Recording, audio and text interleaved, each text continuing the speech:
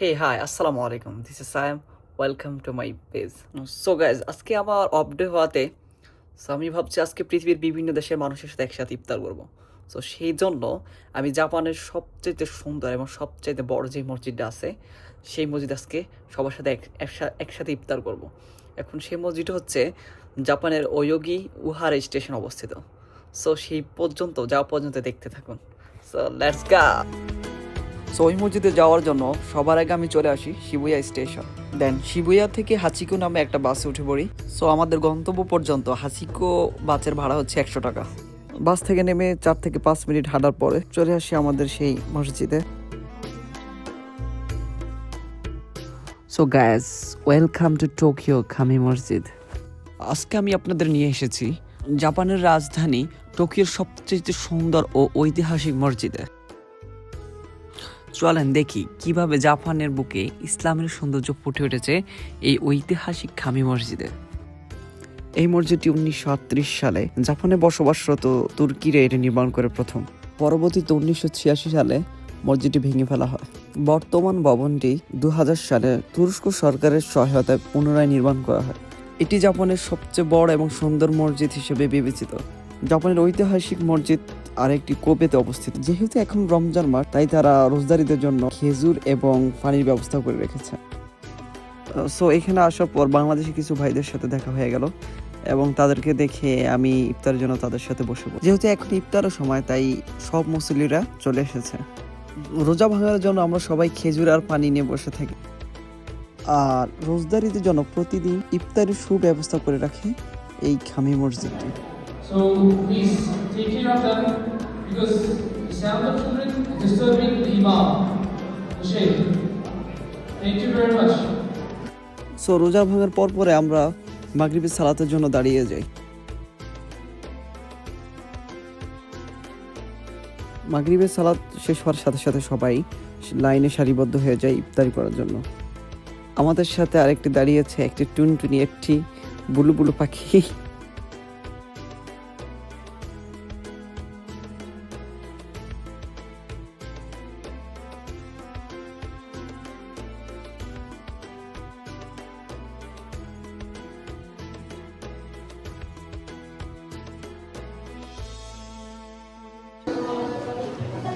আসসালামু আলাইকুম।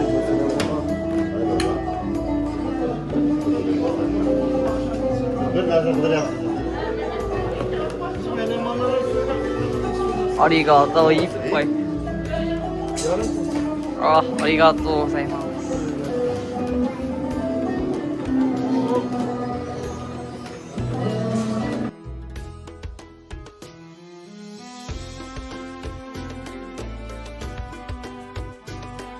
আর এটি হচ্ছে এই মসজিদের আন্ডারে থাকা ডাইনিং রুম, যেখানে সবাই ইফতারি করে বা খাওয়া দাওয়া করে।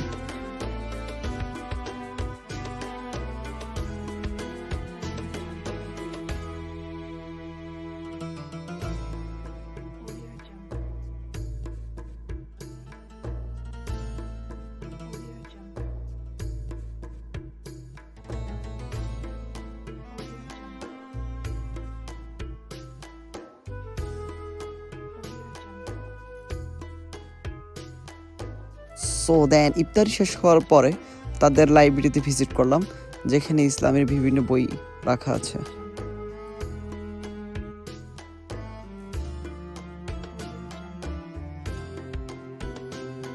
দিন শেষে এটা বলতে হয় জাপানের বুকে তুরস্কের এক টুকরো ইতিহাস।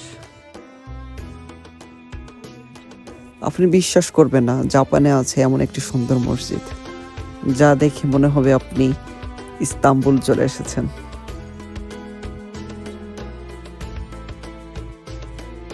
সো আমি বলবো যারা টোকিওতে থাকেন বা টোকিওর আশেপাশে ইয়োকোহামা সাইতামা, তারা যে কোনো একদিন ফ্রি সময় আইসে এখানে নামাজ পড়তে পারে।